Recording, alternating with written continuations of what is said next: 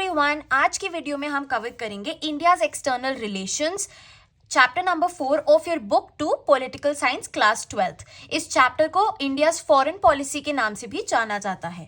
तो चलिए सबसे पहले एक ब्रीफ बैकग्राउंड ले लेते हैं। Chapter 4 is about India's external relations. इससे पहले वाले 3 चैप्टर्स में चैप्टर नंबर 1, 2 और 3 हमने खुद के डोमेस्टिक अफेयर्स के साथ डील किया। इंटरनली इंडिया में जो प्रॉब्लम्स थी, जो चैलेंजेस थे, उनको ओवरकम करने की कोशिश करी। एंड इन चैप्टर नंबर 4 हम इंटरनेशनली बात करेंगे, बाहर दूसरी कंट्रीज के साथ हमारे रिलेशंस कैसे थे।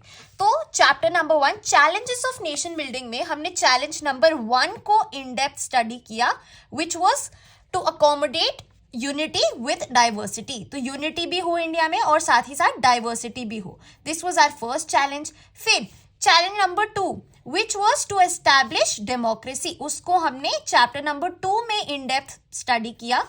हमने पूरा इलेक्टोरल प्रोसेस देखा, कैसे इलेक्शन सिस्टम पूरा एस्टैब्लिश किया from scratch.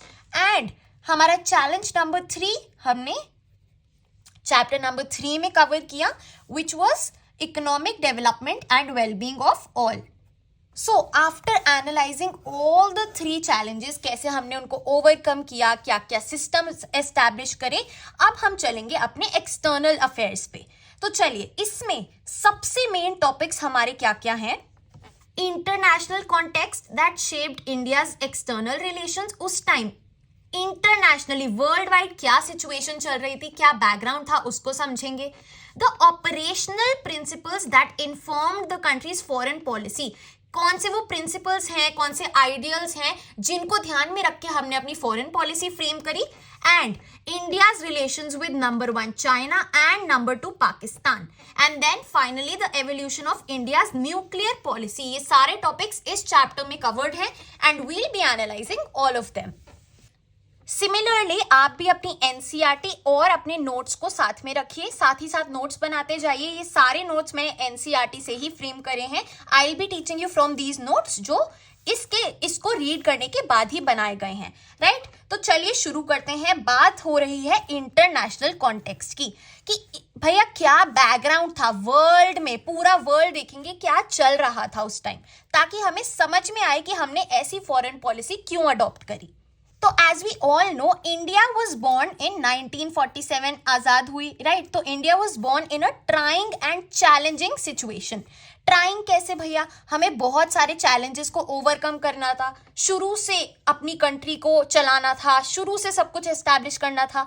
And challenging the process of partition, उसके जो कॉन्सिक्वेंसेस थे, अगेन वापस rebuilding a whole nation, right. So जो कॉन्टेक्स्ट था हमारा पार्टीशन का, फ्रीडम स्ट्रगल का, उससे ओवरग्रो करना था। अब देखते हैं इंटरनेशनली क्या चल रहा था। The world had witnessed a devastating war. कौन सी वॉर की बात हो रही है? वर्ल्ड वॉर 2, जो कब तक चली? 1939 से 1945 तक। सो हमने भैया रिसेंटली वर्ल्ड वॉर 2 भी विटनेस करी। Then another attempt to establish an international body was going on. कौन सी बॉडी? जो पहले लीग ऑफ नेशंस थी, अब 1945 में क्या एस्टैब्लिश हो रहा था? UN, united nations, right. So ये ओवरऑल वर्ल्ड में ये सब चल रहा है। साथ ही साथ न्यू कंट्रीज लाइक इंडिया वर इमर्जिंग डीकोलोनाइजेशन से। पहले जो कोलोनाइज्ड कंट्रीज थी, जैसे बाहर की कोई पावर आकर उन पे कब्जा कर रही है, जैसे इंडिया में ब्रिटिशर्स आए तो इंडिया उनकी एक कॉलोनी बन गया। बट फिर जब इंडिया आजाद हुआ तो that was known as decolonization. तो इंडिया जैसी और भी बहुत सारी कंट्रीज इमर्ज कर रही थी इस टाइम पीरियड में। और ये सारी ही कंट्रीज कौन से चैलेंजेस 2 फेस करने वाली थी? Twin challenges, number 1 of welfare of all and number 2 of establishing a democracy, right. ये सारी न्यू कंट्रीज को ये चैलेंजेस के साथ डील करना ही पड़ना था। अब बात करते हैं इंडिया की। इंडिया को कौन कौन सी प्रॉब्लम्स फेस करनी पड़ी? India had its own share of problems. International disputes, यहाँ पे एक लाइन है, the British government left behind the legacy of many international disputes. बहुत सारे ऐसे डिस्प्यूट्स थे जो प्रॉक्सी वॉर हुई between Pakistan and India, that was due to the Kashmir issue, right, कि किसके पास क्या है। इंडिया और चाइना के भी जो बाउंड्री डिस्प्यूट थे वो भी इसीलिए थे because China did not agree जो ब्रिटिशर्स ने बाउंड्री फ्रेम करी थी। सो इंटरनेशनल डिस्प्यूट्स थे with other neighbouring countries, consequences of partition थे, and the task of poverty alleviation, गरीबी को भी हटाना था। तो ये सारे शेयर ऑफ प्रॉब्लम्स इंडिया से रिलेटेड है। अब इंडिया ने क्या सोचा कि जो हमारे फॉरेन रिलेशंस होंगे उसका एम क्या रहेगा, what will be our objective, क्या हमारा बेस है फॉरेन पॉलिसी बनाने का, to respect sovereignty of all nations. What do you mean by sovereignty? Sovereignty का मतलब होता है the absolute power to govern the country, right, कि भैया जो सोवरेन है, जिसके पास वो हक है, वो सारी कंट्रीज के पास अपना अपना होगा। And India as a nation will be free from external threats, कोई भी आके हम पे कब्जा नहीं कर सकता, and vice versa. And the second one was to achieve security through peaceful measures, through maintenance of peace, right. So ये हमारा बेसिक एम था ऑफ इंडियाज फॉरेन रिलेशंस। इसको पाया जाता है directive principles of state policy, जिन्हें DPSP short form बोला जाता है, आर्टिकल 36 से 51 तक।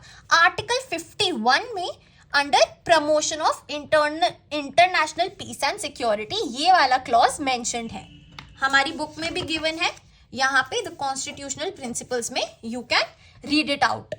अब देखिए, जैसे इंटरनल फैक्टर्स, आपके जो दिमाग में चल रहा है, आपके जो मन में चल रहा है, आप इमोशनली कैसा फील कर रहे हैं, और एक्सटर्नल फैक्टर्स, आपके आसपास के इन्वायरमेंट में क्या चल रहा है, आपकी फैमिली में क्या चल रहा है, ये दोनों ही मिलके आपका बिहेवियर डिटरमाइन करते हैं, है ना। आप बाहर कैसा फील कर रहे हैं एंड आप अंदर कैसा फील कर रहे हैं। सिमिलरली एक कंट्री में भी डोमेस्टिक इन्वायरमेंट, कंट्री के अंदर क्या चल रहा है, क्या पॉलिटिकल स्टेटस है, स्टेबिलिटी है या नहीं, इकोनॉमी कैसी है, एंड इंटरनेशनल इन्वायरमेंट, बाहर उसका कैसा स्टैंड है, बाहर किसी से वॉर तो नहीं हो रही, फ्रेंडली रिलेशंस है। ये दोनों चीजें foreign policy of a nation के बिहेवियर को रेगुलेट करती है, राइट। अब जो डेवलपिंग कंट्रीज थी, इंडिया जैसी जो न्यूली इंडिपेंडेंट थी, बहुत ज़्यादा मॉडर्नाइज नहीं थी, उनके पास तो रिसोर्सेज की भी कमी थी, they had lack of resources. तो दैट क्यों, किस लिए, अपने कंसर्न्स को वॉइस आउट करने के लिए, सपोर्ट करने के लिए कि हमें ये चाहिए, ये वो, राइट। तो उन्होंने ऐसे गोल्स को परस्यू किया इंटरनेशनली जो वो डील कर सके, जिसके लिए उनके पास रिसोर्सेज हो, जिसके लिए ज़्यादा वो एफर्ट या फिर वो फंड्स ना चाहिए हो। They decided to pursue modest goals like peace and development. और ये कैसे करेंगे, सबसे पहले खुद के नेबरहुड, अपने पड़ोसियों से बना के रखेंगे भैया, बिकॉज उन्हें सब पता है आप किस टाइम सोते हैं, किस टाइम बाहर जाते हैं, किस टाइम कपड़े सुखाते हैं, किस टाइम आपके कुकर की सीटी बजती है, राइट। सो सिमिलरली अपने खुद के नेबरहुड में पहले हम पीस इंश्योर करेंगे। This is the most basic goal of foreign relations, right. चलिए अब आते हैं कोल्ड वॉर पे। 1945 में कोल्ड वॉर शुरू हुई and within 2 years India got its independence. So भैया कोल्ड वॉर के टाइम, जैसा हम सब ने पढ़ा है चैप्टर नंबर 1 में, the world was divided into 2 alliances, USA and USSR, right. USA की क्या आइडियोलॉजी थी, capitalism and democracy, and USSR की सोशलिज्म एंड कम्युनिज्म। ये आप सबको पता ही होगा, दैट इज वाई मैं इन डेप्थ नहीं जाऊंगी, नहीं पता है तो चैप्टर 1 की वीडियो जाके देखिए। एंड यूएसए के मिलिट्री अलायंस को NATO, North Atlantic Treaty Organization का नाम दिया गया, एंड यूएसएसआर के मिलिट्री अलायंस को वार्सो पैक्ट। क्लियर है। अब बात आती है इंडिया ने किसको ज्वाइन किया। इंडिया की फॉरेन पॉलिसी का ही रिलेशन है कि वो कौन सी अलायंस में जाए, राइट, क्योंकि ये कंट्रीज इंटरनेशनली रिलेटेड है। अब बात करते हैं the policy of non alignment की। इंडिया एज यूजुअल इन दोनों को बिल्कुल भावना देके अलग से अपनी एक पॉलिसी ऑफ नॉन अलाइनमेंट बना लेता है। चलिए now let's read about the policy of non alignment. थोड़ा बहुत आपने पढ़ा है चैप्टर नंबर 1 में, बट कोई नहीं। चलिए, the Indian national movement was not an isolated process. तो भैया यहाँ फ्रीडम स्ट्रगल की बात हो रही है। जो नेशनल मूवमेंट था, जो हमने फ्रीडम स्ट्रगल किया बिफोर 1947 आज़ादी पाने के लिए, वो एक आइसोलेटेड प्रोसेस नहीं था, बहुत सिक्लूडेड, सबसे अलग चल रहा है, नहीं। It was a part of a world wide struggle. और भी जो ऐसी कॉलोनीज थी इंडिया की तरह जो इंडिपेंडेंट होना चाहती थी, उनसे हम जुड़े हुए थे। So it was a part of world wide struggle against colonialism and imperialism, right. जो हमारा खुद का फ्रीडम स्ट्रगल था, हमने इन्फ्लुएंस किया अदर ऐसी लिबरेशन मूवमेंट्स को, आज़ादी पाने की मूवमेंट्स को in other Asian and African countries, right. तो ये एक इन्फ्लुएंशियल हमारा तो हमारी खुद की इंडियन नेशनल मूवमेंट एक इंस्पिरेशन थी फॉर अदर कॉलोनाइज्ड कंट्री, कि हमें भी, कि उनको भी वैसे ही आवाज़ उठानी चाहिए। ऑल्सो जो इंडियन नेशनलिस्ट लीडर्स थे भैया, वो इन बाकी कंट्रीज के लीडर्स से भी मिलते जुलते थे, they had contacts, right. So all of us were united in our struggle, the common struggle against colonialism and imperialism, right. इसका एक एग्जाम्पल हमें देखने को मिलता है under Netaji Subhash Chandra Bose. World war 2 के टाइम पे जो इंडियन नेशनल आर्मी बनी थी, right, that is a major example which proves the linkages between Indians and the overseas Indians. जो बाहर देशों में इंडियंस रहते हैं उनके बीच का, और इंडियंस लिविंग इन इंडिया, उनका क्लियर एसोसिएशन। सो जैसे हमने बात करी, foreign policy of a nation is influenced, it reflects the interplay of both. जो अंदर चल रहा है डोमेस्टिक फैक्टर्स, एंड जो बाहर चल रहा है एक्सटर्नल फैक्टर्स। पहले जो हमने x plus Y is equal to Z लिखा, अब हमने उसको लिख दिया z is equal to x plus Y. Simple बात है, राइट। z यहाँ पे फॉरेन पॉलिसी है, x प्लस वाई है हमारे डोमेस्टिक और एक्सटर्नल फैक्टर्स, राइट। चलिए, जो नोबल आइडियल्स थे, जो हमारे पिलर्स थे, जो हमने सोचा था कि अगर इंडिया आज़ाद होगा, भारत जब आज़ाद होगा तो ऐसा ऐसा होना चाहिए, डेमोक्रेसी होनी चाहिए, सेक्युलरिज्म होना चाहिए, यही वो आइडियल्स हैं जिन्होंने इंडियाज फ्रीडम स्ट्रगल के साथ साथ इंडियाज फॉरेन पॉलिसी को इन्फ्लुएंस किया, राइट। चलिए, ऑल्सो एक बार फटाफट से रिकैप आ जाएगा हमारा यहाँ इंटरनेशनल कॉन्टेक्स्ट का। कोल्ड वॉर चली 1945 में, right. Then establishment of UN again in 1945 itself, creation of nuclear weapons, एक और चीज, the superpowers were gaining nuclear arsenals, and emergence of communist China, साथ ही साथ चाइना भी एक बहुत बड़ी कंट्री की तरह इमर्ज कर रहा था, and the beginning of decolonisation. India जैसी बाकी बहुत सारी कंट्रीज डीकोलोनाइज होना शुरू हो गई थी, न्यूली इंडिपेंडेंट कंट्रीज बनना शुरू हो गई थी भैया। देयरफॉर क्योंकि इंडिया न्यू कंट्री हुई है, वी परस्यूड नेशनल इंटरेस्ट्स, अपना इंटरेस्ट देखेंगे जो नेशन को बेनिफिट कर रहा है in the prevailing international context, international situation में। क्लियर है इतना? आई होप सब समझ आ रहा है। Now let's move on to our next topic, Nehru's role. This is a very very very important topic, बहुत इंपॉर्टेंट है। जवाहरलाल नेहरू जी का क्या रोल था भैया? The first prime minister was Jawaharlal Nehru, right. He had a crucial role, बहुत जरूरी रोल प्ले किया उन्होंने in setting the national agenda, कि हम किस चीज पे ध्यान देंगे, what will be our objectives, right. Nehru ji was the PM, prime minister, साथ ही साथ वो फॉरेन मिनिस्टर भी थे। So Nehru ji was his own prime minister and foreign minister. तो दोनों रोल उन्होंने प्ले किया। प्राइम मिनिस्टर की रिस्पॉन्सिबिलिटी है फॉर्म्यूलेशन, फॉर्मुलेट करना पॉलिसीज को, एंड फॉरेन मिनिस्टर देखता है इम्प्लीमेंटेशन की, वो पॉलिसीज लागू हो, राइट। सो 1946 से 64 तक नेहरू जी का ये पीरियड चला। Now comes the most important thing, 3 major objectives of Nehru's foreign policy. कौन से ऑब्जेक्टिव्स थे ये? नंबर 1, टू प्रिजर्व, बचाएं किसको? द हार्ड अर्न्ड सोवेरेंटी, जो हमें अपनी आजादी मिली है, किस चीज की? खुद की कंट्री को गवर्न करने के लिए, खुद की कंट्री की अथॉरिटी है हमारे पास। We are not prone to external threats, right. So इस चीज को हमें बचा के रखना है। Then number 2, to protect territorial integrity, अपनी बाउंड्रीज को, अपने इंडिया को यूनिफाई करके रखना है, राइट। जो हमारी टेरिटरी है उसको इंटीग्रल पार्ट बना के रखना है, सो इट इज अ राइट कि अगर हमारी टेरिटरी पे कोई भैया हमला करेगा वी हैव टू डिफेंड, क्योंकि हमें अपनी टेरिटोरियल इंटेग्रिटी जो इंडिया है, जो इंडिया का मैप आप देखते हैं, उसको ऐसे ही बनाए रखना है। And number 3, to promote rapid economic development. भैया इकोनॉमी को भी हमें बढ़ाना है, साइंस एंड टेक्नोलॉजी में आगे जाना है, राइट। एक डेवलपिंग कंट्री से डेवलप्ड कंट्री की ओर चलना है। अब हमने ये तो देख लिया कि ये ऑब्जेक्टिव्स हैं, ये क्या है, ये फॉर्म्यूलेशन है। अब इम्प्लीमेंटेशन कैसे होगी, how to achieve this, through the policy of non alignment. This is our implementation mechanism, right. However बहुत सारी ऐसी पार्टीज थी और ग्रुप्स थे जो चाहते थे कि इंडिया को फ्रेंडली रहना चाहिए towards the US led alliance, US की तरफ हमें थोड़ा सा टिल्टेड होना चाहिए, बिकॉज उनकी क्या आइडियोलॉजी है, प्रो डेमोक्रेसी की, and we wanted to be democratic country, right. So इसमें आती हैं leaders like doctor BR Ambedkar and parties like Bharatiya Jansangh and Swatantra party. Clear है? चलिए अब देखते हैं distance from two camps. Two camps कौन से हैं, यूएसए एंड यूएसएसआर। इनसे भैया हमने डिस्टेंस, दूरी बना के कैसे रखी अपने नॉन अलाइनमेंट के थ्रू।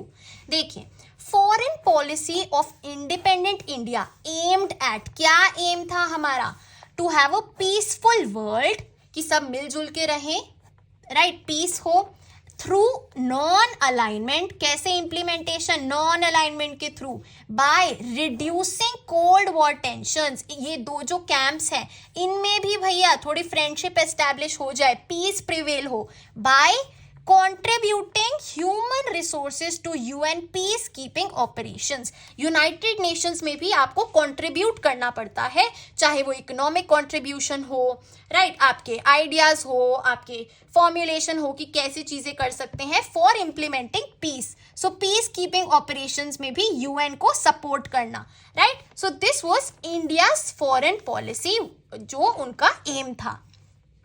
ये सिंपली आपको एक लाइन में बताया गया है, यहां से लेके यहां तक।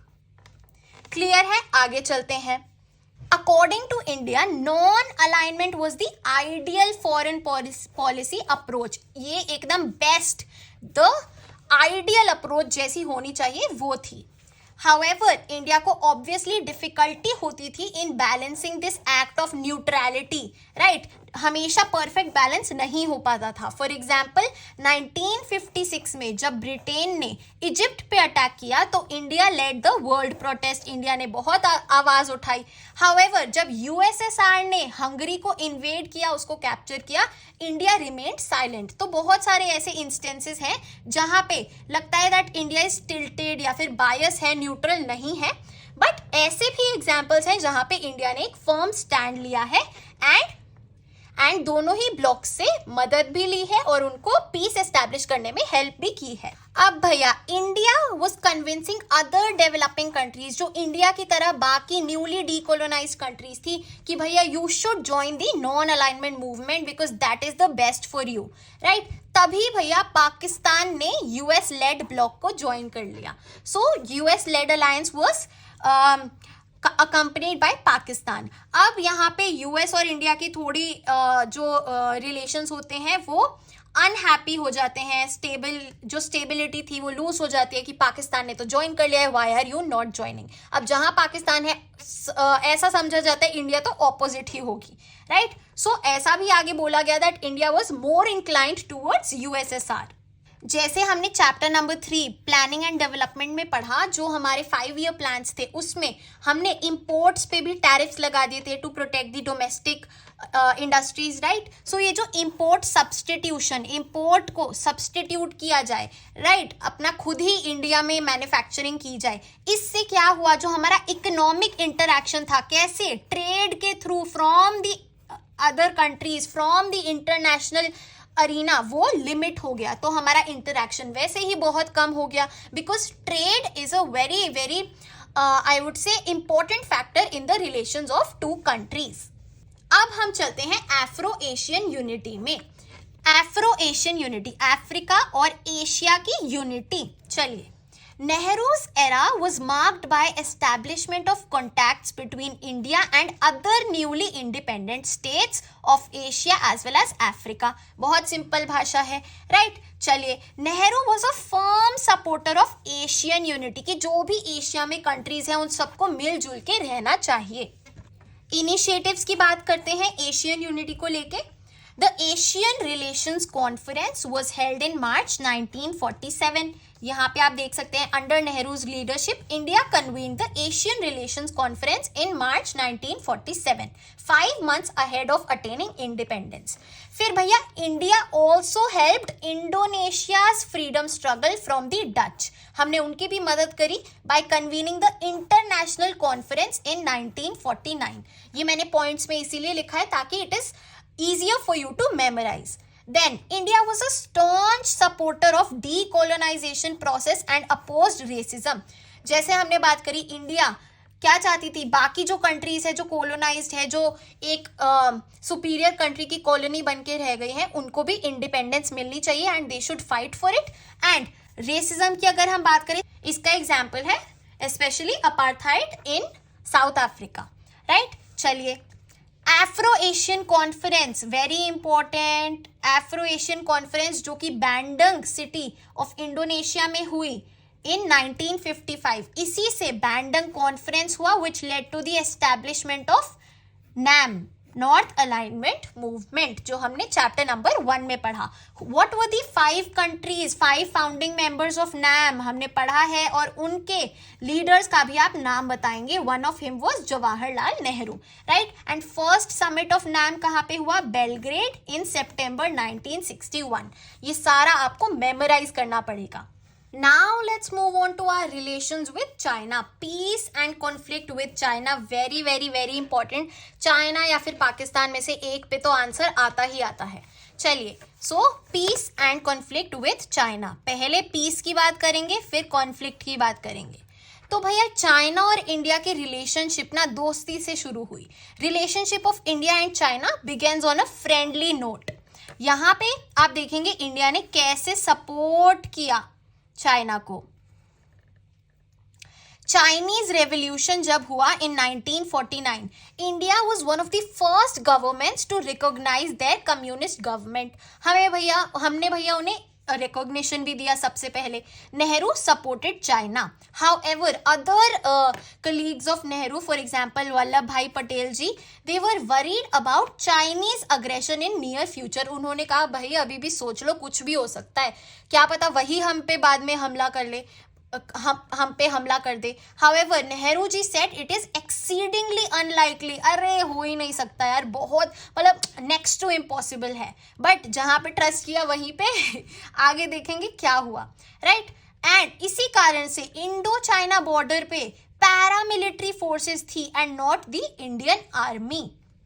पैरामिलिट्री फोर्सेस और आर्मी में क्या डिफरेंस है? Army proper official legal militarised group होता है. पैरामिलिट्री फोर्सेस उनको असिस्ट करते हैं. दे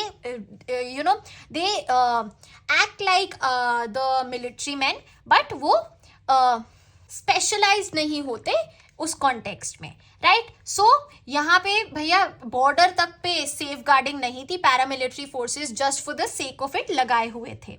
अब कॉपरेशन की अगेन एक इनिशिएटिव की बात करें तो the Panchsheel agreement, 5 principles of peaceful coexistence were laid down between China and India. Indian Prime Minister Jawaharlal Nehru and Chinese Premier Zhou Enlai signed the Panchsheel Agreement in year 1954, 29th April 1954. Very very important, ये आपको याद रखना है. Now let's talk about the Chinese invasion. अभी तक corporation की बात करी फर्स्ट पेज पे. Now conflict. तो भैया नाम से हमें दिख रहा है द चाइनीज इन्वेजन 1962. चाइना ने इंडिया में इन्वेड किया in the year 1962. 2 developments strained this relationship. जो अभी तक की हमने दोस्ती यारी फ्रेंडशिप पढ़ी, 2 ऐसी चीजें हुई जहां पे प्रॉब्लम क्रिएट हुई. Number 1 was the Tibet issue. यहाँ टिबेट दिख रहा है. So Tibet, China annexed Tibet. China ने टिबेट पे कब्जा किया in the year 1950 and removed a historical buffer between the 2 countries. Tibet देखिए आप यहाँ पे मैप में, this is India China border, red में जो आपको दिख रहा है ये पूरा एरिया, यहाँ आप बाउंड्री देख रहे हैं, यहाँ तक पूरा ये टिबेट था, राइट। अब चाइना ने यहाँ पे इन्वेड किया एंड टिबेट पे वो कैप्चर करने लगे धीरे धीरे। तो ये बफर है, बफर का मतलब है जो दो कंट्रीज के बीच में एक रीजन है, राइट, उनको कनेक्ट करता है। तो ये बफर मिटा दिया और इंडिया और चाइना डायरेक्टली कॉन्टैक्ट में आ गए, बिकॉज टिबेट अब चाइना का पार्ट बन चुका है, right, after the take over. So China annexed Tibet in 1950 and removed a historical buffer between the two countries. अब टिबेट की कहानी जरा पढ़ते हैं ताकि इजीली हम समझ पाए ऐसा कैसे हुआ। देखिए, Tibet was independent at times, China वहां पे एडमिनिस्ट्रेटिव कंट्रोल अपना चलाने लगा, ऐसे करो वैसे करो, अपना है ना धीरे धीरे वहां अपना कंट्रोल लाने लगा। इन 1950 चाइना फाइनली टुक कंट्रोल ओवर टिबेट, ठीक है, 1950 में। जो टिबेटन पॉपुलेशन थी, जो वहां के लोग थे, वो इससे ना खुश थे, right, so they opposed this. India ने तब चाइना को बोला भी कि मत करो, रहने दो, इंडिया परसुएडेड चाइना, बट क्या हुआ, ये 1950 में हुआ। 1954 में जो हमने पंचशील अग्रीमेंट किया उसके क्लॉजेस में क्या था, to respect each others territorial integrity and sovereignty, कि आप हमारे मामले में मत बोलिए, राइट, सो इंडिया चुप रहा। उसके बाद इंडिया एक्सेप्टेड चाइनाज क्लेम, चलो इंडिया ने कहा चलो ठीक है जो करना है करो। फिर 1956 ऑनवर्ड्स सिचुएशन बहुत ज्यादा वर्स हो गई। कैसे, जब 1956 में Dalai Lama, Tibetan spiritual leader, वो चाइनीज प्रीमियर ज़ोउ एनलाई के साथ इंडिया पे ऑफिशियल विजिट पे आए, तो उन्होंने बताया नेहरू जी को about the worsening situation in Tibet. क्या हो रहा है कि वहां का जो कल्चर है उसको सप्रेस कर रहे हैं वो लोग, राइट। सो फाइनली 1958 में टिबेट में एक आर्म्ड अपराइजिंग करी the local population, the local people ने in Tibet against the Chinese occupation. And फिर उस अपराइजिंग के बाद the Tibetan spiritual leader Dalai Lama he obtained political asylum in India immediately in 1959। वो इंडिया में आके रहने लगे, राइट, सो इंडिया ने उन्हें प्रोटेक्ट किया अपनी टेरिटरी में। अब भैया चाइना कहने लगा कि इंडिया ने किया ये सब, इंडिया एंटी चाइनीज एक्टिविटीज करा रहा है अपने कंट्री में, right, because we gave asylum to Dalai Lama ji. Clear है। Now let's move on to the second bone of contention. Second क्या इशू था इंडिया और चाइना के बीच में, टिबेट वाला क्लियर है सबको। Second is the boundary dispute between India and China. Boundary यानी कि बॉर्डर, यहाँ पे हमने देखा the red coloured border is the boundary between India and China. तो दो रीजन्स में हमें बाउंड्री डिस्प्यूट हुआ। सबसे पहला is the Aksai Chin area in Ladakh.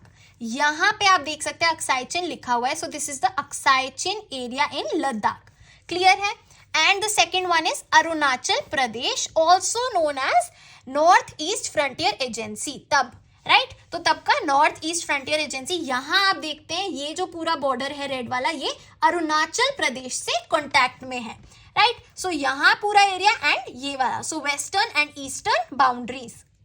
अब हम चलते हैं क्या हुआ 1962 के अटैक पे। सबसे पहले तो 1957 से लेके 1959 तक China had occupied the Aksai Chin area and it was building a strategic road. वहां पे अपनी कन्वीनियंस के हिसाब से रोड बना रहे हैं, राइट। एंड अक्टूबर 1962 में फाइनली वो हमला करते हैं, स्विफ्ट एंड मैसिव इन्वेजन होता है। सबसे पहला अटैक, फर्स्ट अटैक 1 वीक तक चलता है एंड की areas of Arunachal Pradesh were captured. वो एंट्री पॉइंट, असम के एंट्री पॉइंट तक, अंदर तक घुस चुके थे, right. And the second attack came next month, अगले महीने आता है, वेरिन वो अक्साई चिन एरिया की तरफ बढ़ते हैं, बट वहां पे Indian forces could block them in Ladakh, right. Clear है। So this was the attack, this was the invasion of 1962।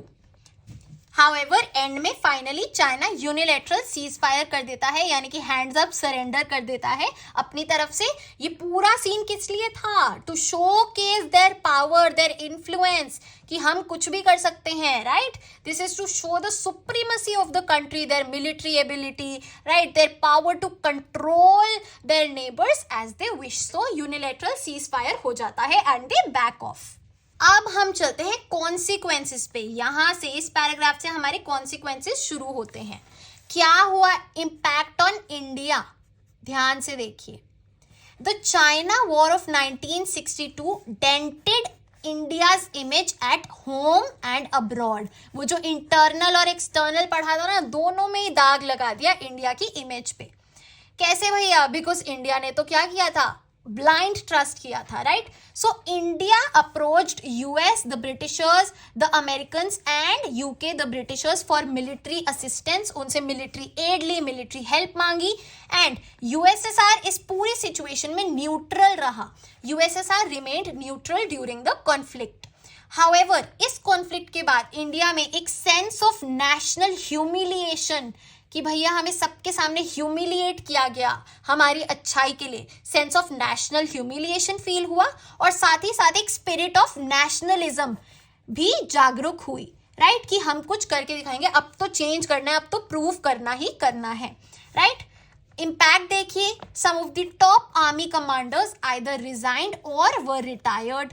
जो डिफेंस मिनिस्टर थे V Krishna Menon ji, he left the cabinet. Nehru himself was criticised. किस लिए? सबसे पहले तो ये जो भोला भाला आपने ट्रस्ट किया, your naive assessment of Chinese intentions, की वो ऐसा कभी कर ही नहीं सकते, and your lack of military preparedness, कि आप तो बिल्कुल भी तैयार नहीं थे, बिल्कुल भी सेफ गार्ड ही नहीं किया हुआ था बॉर्डर, राइट? एंड फिर जो गवर्नमेंट थी उसके अगेंस्ट पार्लियामेंट में नो कॉन्फिडेंस मोशन इनिशिएट हो गया, देखने के लिए कि अभी भी गवर्नमेंट पावर में है या नहीं, राइट? और इसके बाद कांग्रेस पे भी एक बुरा इम्पैक्ट पड़ा। Congress lost some key by elections to the Lok Sabha also. अब यहाँ हमने मेजॉरिटी पार्टी की बात करी है, तो ऑपोजिशन की भी बात करते हैं। Opposition party was also affected. कौन सी थी opposition? CPI, communist party of India. Communist party of India का स्प्लिट हो गया भैया। एक रह गया सीपीआई एंड दूसरा रह गया सीपीआईएम, यानी कि communist party of India Marxist, bracket में जो एम है। जो सीपीआई था दैट वाज प्रो यूएसएसआर, वो यूएसएसआर की तरफ ज्यादा इंक्लाइंड था एंड कांग्रेस को भी सपोर्ट करता था। जो सीपीआईएम था it was pro China and it was totally against Congress, right? चलिए, सो अगर इंडो चाइना कॉन्फ्लिक्ट की बात होती है और कॉन्सिक्वेंसेस पूछा जाता है, ये सब कुछ कॉन्सिक्वेंस इम्पैक्ट में आएगा ही आएगा। यहाँ सारे बॉक्सेस इंपॉर्टेंट है, so you should read them. यहाँ ये बस बताया गया है दैट 1976 में finally full diplomatic relations were established between India and China, and after Nehru Rajiv Gandhi was the first prime minister to visit China, right? So you should read all the boxes. अब हम चलते हैं wars and peace with Pakistan. Pakistan के साथ India के relations कैसे रहे हैं? देखिए, पाकिस्तान और इंडिया शुरुआत ही थोड़ी दोस्ती तो नहीं कह सकते, बट हाँ कॉन्फ्लिक्ट से शुरू हुई है। Conflict started just after partition when India and Pakistan came into being, right? क्यों, किस वजह से? कश्मीर इशू के कारण, राइट? कि कश्मीर किसके अंडर आता है? कश्मीर मेरा है, कश्मीर तेरा है। So proxy war broke out during 1947 itself. Proxy war यानी कि ऐसी वॉर जो एक थर्ड पार्टी ने कराई है, यहाँ पे ब्रिटिशर्स, राइट? आप सबको पता है कि जो अनडिवाइडेड इंडिया था उसमें हमारा India, present day India, Pakistan and Bangladesh तीनों आता था, राइट? फिर पार्टीशन के बाद इंडिया यहाँ पे एंड यहाँ west Pakistan, today's Pakistan, and east Pakistan was Bangladesh, right? ये हमने पहले भी डिस्कस किया है। बांग्लादेश भी पाकिस्तान का ही हिस्सा था, वो ईस्ट साइड पे था इसलिए उसको ईस्ट पाकिस्तान बोला जाता था, एंड वेस्ट में वेस्ट पाकिस्तान जो आज का पाकिस्तान है, राइट? चलिए, अब हम बात करते हैं कोऑपरेशन के बारे में। कहाँ कहाँ पे दोनों गवर्नमेंट्स ने कोऑपरेट किया। सबसे पहले तो पार्टीशन के टाइम ही both governments worked together to restore the women abducted during partition to their original families. Partition में जो कॉन्सिक्वेंसेस थे उसमें हमने देखा women were abducted, raped and what not, तो उनको वापस अपने घर भेजा by the cooperation of both the governments. उसके बाद सबसे इंपॉर्टेंट पॉइंट जो आप इंडिया पाकिस्तान रिलेशंस में लिख के आएंगे ही आएंगे no matter what, that is the Indus waters treaty of 1960। Indus water की शेयरिंग के लिए एक ट्रीटी बनाई गई, sharing of river waters resolve through the mediation by world bank, right, signed by Nehru and general Ayub Khan. So it is very very important. ये display करता है cooperation का initiative between the two countries. अब हम बात करते हैं आर्म्ड कॉन्फ्लिक्ट इन 1965। तो सबसे पहली वॉर होती है 1965 में। इन अप्रैल 1965 Pakistan attacked run of Kutch area of Gujarat. आप जो देखते हैं गुजरात का जो ऐसे ये फेस होता है, राइट, तो उसमें जो run of Kutch area of Gujarat है वहां पे पाकिस्तान इन्वेड करता है, अटैक करता है इंडिया को। साथ ही साथ जम्मू एंड कश्मीर में भी bigger offensive in Jammu and Kashmir in August and September 1965। ठीक है, चलिए, पहले अप्रैल में और फिर कुछ महीने बाद अगस्त सितंबर में जम्मू एंड कश्मीर में घुस जाता है। That time Lal Bahadur Shastri ji was the prime minister and he launched counter offensive on Punjab border। वो कहते हैं पंजाब बॉर्डर के थ्रू आप पाकिस्तान में घुसिए ताकि उनका हम अटेंशन है, जो प्रेशर है, उसको डाइवर्ट कर सकें। And Indian army reached close to Lahore and finally UN had to intervene. UN ने आके रोका and hostilities came to an end. दोनों पार्टीज, दोनों कंट्रीज पीछे हट गई। इसके बाद होता है कॉपरेशन का एक और agreement known as the Tashkent agreement, जो यूएसएसआर करवाता है in January 1966। Very important again, इसी अग्रीमेंट के टाइम पे लाल बहादुर शास्त्री जी की डेथ हो जाती है, right. So Tashkent agreement brokered by USSR in January 1966, very important. अब हम चलते हैं बांग्लादेश वॉर ऑफ 1971 पे। जैसे मैंने आपको एक्सप्लेन किया, यहाँ बीच में इंडिया है, राइट, देन यहाँ पे we have Pakistan and India के ही बगल में, राइट, यहाँ वी हैव बांग्लादेश। तो पहले बांग्लादेश पाकिस्तान का ही पार्ट था, known as east Pakistan, and Pakistan was known as west Pakistan. चलिए, सो 1970 में Pakistan faced its biggest internal crisis. कैसे? जब डेमोक्रेटिक इलेक्शंस के टाइम पे, कंट्रीज फर्स्ट जनरल इलेक्शन के टाइम पे एक स्प्लिट वर्डिक्ट आया। वेस्ट पाकिस्तान में तो जुल्फिकार अली भुट्टो जी जीत गए एंड ईस्ट पाकिस्तान में शेख मुजीबुर रहमान की पार्टी अवामी लीग जीत गई। अब जो वेस्ट पाकिस्तानी रूलर्स थे उन्होंने कहा हम तो ये नहीं मान रहे, we are not willing to accept the democratic verdict. इन्होंने कहा चलो कोई बात नहीं, मिल बांट के फेडरेशन बना लेते हैं, बट ऐसा भी उन्होंने नहीं माना। They also did not accept the demand for federation.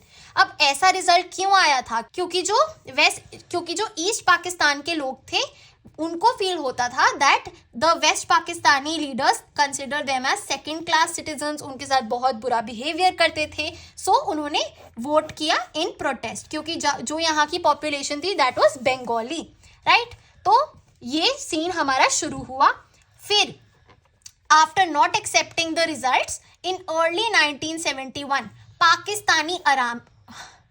Pakistani army arrested Sheikh Mujibur Rahman, उनको अरेस्ट कर लिया एंड वहां के लोगों पे अनलीस्ड रेन ऑफ टेरर, वहां पे लोगों को डरा दिया, एक टेररिज्म का रूल फैला दिया, राइट, उनको डराया, थ्रेटन किया। People started a struggle to liberate Bangladesh from Pakistan. Finally Bangladesh का फ्रीडम स्ट्रगल चालू होता है। Throughout 1971 India has helped almost 80 lakh refugees to take shelter. India extended moral as well as material support to Bangladesh. Right? हमने कैसे help किया बांग्लादेश को? ये 2 pointers हैं। पाकिस्तान को किस किसने सपोर्ट किया? यूएसए एंड चाइना ने। तो यहाँ पे एक इंटरनेशनल अलायंस तो बन ही गया है। सो इन रिस्पॉन्स इंडिया ने भी यूएसएसआर से हेल्प मांगी and India and USSR signed the treaty of peace and friendship. Again very very very important, India and USSR signed treaty of peace and friendship in August 1971, जहां पे 20 साल तक ये treaty initiate हुई and जहां भी India को जरूरत पड़ेगी यूएसएसआर सपोर्ट करेगा। फिर दिसंबर 1971 में फुल स्केल वॉर शुरू होती है between India and Pakistan. Within 10 days, Indian army surrounded Dhaka and Pakistan surrendered. Indian army east Pakistan में जाती है, वहां पे लोगों का पॉपुलर सपोर्ट भी मिलता है एंड ढाका जो वहां का कैपिटल है उसको सराउंड करती है एंड फाइनली पाकिस्तान सरेंडर कर देता है एंड फाइनली बांग्लादेश एक फ्री कंट्री बन जाती है and India then declares unilateral ceasefire because जो पर्पस था बांग्लादेश को फ्री करने का वो पूरा हो जाता है। So this was India's initiatives and India support in the Bangladesh war. इसके बाद वापस कोऑपरेशन की बात आती है दोनों वॉर्स के बाद। यहाँ पे होता है Shimla agreement between Indira Gandhi and Zulfikar Ali Bhutto in the year 1972 after the war. So 3rd जुलाई 1972 को शिमला अग्रीमेंट होता है to prevail peace between the two countries. अब इसका इम्पैक्ट हम देखें, जैसे हमने इंडो चाइना वॉर का इम्पैक्ट देखा था, तो यहाँ पे पॉजिटिव इम्पैक्ट आता है बिकॉज ऑब्वियसली इंडिया सपोर्ट करती है एंड विन भी करती है। So Indira Gandhi won Lok Sabha elections in 1971 itself, बहुत वाहवाही होती है, बहुत पॉपुलैरिटी बढ़ जाती है, राइट। वो जो सेल्फ रिस्पेक्ट थी वो भी आ जाती है। दिस शोज कि भैया हम मिलिटरीली डेवलप हो रहे हैं। हमने पिछले चैप्टर में पढ़ा था that plan holiday after the 3rd 5-year plan हम प्लान हॉलीडे लेते हैं 1967 से लेके 69 तक एंड जो 4th 5-year प्लान होता है वो 69 में फाइनली इंप्लीमेंट हो पाता है। ऐसा क्यों होता है? Because of the internal crisis that India was going through. हमारी काफी सारी वॉर्स हुई, राइट। सो जो इकोनॉमी था उसको हमें डिफेंस सेक्टर में फोकस करना पड़ा। India focused on military modernization. Militarily हम स्ट्रांग होंगे तभी तो हम स्टेबल हो पाएंगे इंटरनेशनल अरीना में, राइट, अपने आप को प्रोटेक्ट कर पाएंगे। So all those scarce limited resources were directed in the defence sector. कैसे? Department of defence production was established in 1962 and department of defence supplies in 1965, right. These are some of the initiatives. Now after the Bangladesh war, इस box में हमें Kargil war का भी information दिया हुआ है in the year 1999। Again very simple basic information है, read कर लेना। मेन आपको याद करना है the key locations Mashkoh, Dras, Kaksar and Batalik areas which were occupied by the forces, जिनको मुजाहिदीन बोला गया था। इंडिया को सस्पेक्ट हुआ कि ये पाकिस्तानी आर्मी की इन्वॉल्वमेंट है, then India retaliated and recaptured those locations. Clear है? चलिए now let's move on to our last topic, India's nuclear policy. Foreign policy और न्यूक्लियर पॉलिसी काफी ज्यादा इंटर रिलेटेड है, क्योंकि न्यूक्लियर पावर की जरूरत क्यों है? Because of the relations between the countries, right. So India's nuclear policy, the first nuclear explosion undertaken by India was in May 1974। Clear है? ठीक है। Nehru had faith in science and technology. जब science and technology में development होगी तभी तो बढ़ेगा India, right. तो अगेन यहाँ पे एक बहुत इंपॉर्टेंट पर्सनालिटी आते हैं, होमी जे बाबा, जिनकी गाइडेंस के अंडर न्यूक्लियर प्रोग्राम इन 1940s को इनिशिएट किया गया था, right. India wanted to generate atomic energy for peaceful purposes. हमारा सबसे पहला पर्पस था फॉर पीसफुल पर्पसेस। भैया हमें अपनी सिक्योरिटी तो चाहिए ना। अगर बाकी कंट्रीज डेवलप कर रही हैं न्यूक्लियर आर्सेनल और हम नहीं कर रहे तो we are prone to that threat, हम हमेशा डर में रहेंगे। So we wanted to generate atomic energy for peaceful purposes, peace के लिए। Nehru was against nuclear weapons, nuclear weapons के खिलाफ थे and called for nuclear disarmament of the super powers. Nehru ji ने बोला भी कि भैया जो जो न्यूक्लियर पावर्स हैं न्यूक्लियर डिसआर्मामेंट कीजिए। डिसआर्मामेंट यानी कि अपने न्यूक्लियर आर्सेनल्स को कम कीजिए, राइट। डिस यानी कि हटाना, राइट। आर्मामेंट यानी कि arms and ammunitions, right. So उन्होंने बोला कि न्यूक्लियर डिसआर्मामेंट कीजिए, कम कीजिए अपना arsenal to the super powers US and USSR, but उल्टा क्या हुआ, ये nuclear weapons kept on rising because of the arms race between the two countries during cold war, हमने पढ़ा है, राइट। अब देखिए यहाँ बहुत इंपॉर्टेंट चीज आती है, ध्यान से सुनिए। In October 1964, China conducted its nuclear tests and China भी फाइनली एक न्यूक्लियर पावर बन जाता है। तो अब कितनी पावर्स हैं, US, UK, China, France and USSR, ये पांचों वही पावर्स हैं जो 5 परमानेंट मेंबर्स हैं यूनाइटेड नेशंस में, और यही न्यूक्लियर वेपन पावर्स भी बन गई। अब इन्होंने क्या किया यार कि हम ना nuclear non proliferation treaty impose करते हैं वर्ल्ड पे इन 1968। तो न्यूक्लियर नॉन प्रोलिफरेशन ट्रीटी में इन्होंने कहा अभी तक जिनके पास वेपन्स हैं जो न्यूक्लियर पावर बन गया वो तो वेल एंड गुड, बट अब से ना कोई नहीं बन पाएगा, या फिर कुछ लिमिटेशन लगा दी और सबको मना कर दिया, राइट। तो ये तो बहुत डिस्क्रिमिनेटरी है। So India did not sign this as it was clearly discriminatory. वो क्या करना चाहते थे, अपना इन्फ्लुएंस क्रिएट करना चाहते थे, राइट, और अपनी मोनोपोली बनाना चाहते थे। क्लियर है, चलिए देन अगेन इन मे 1974 जैसे हमने पढ़ा, India finally conducted its first nuclear test and termed it as a peaceful explosion. This was about India's nuclear policy. अब एंड में ये दो boxes, this box is very very very important. यहां हमें बताया गया है about the non proliferation treaty, जो मैंने आपको एक्सप्लेन कर दिया है वो, एंड दैट फाइनली May 1998 में India conducted a series of nuclear tests to use nuclear energy for military purposes. So military purposes अगर पूछा जाए it is 1998 and peaceful purposes अगर पूछा जाए इट इज 1974।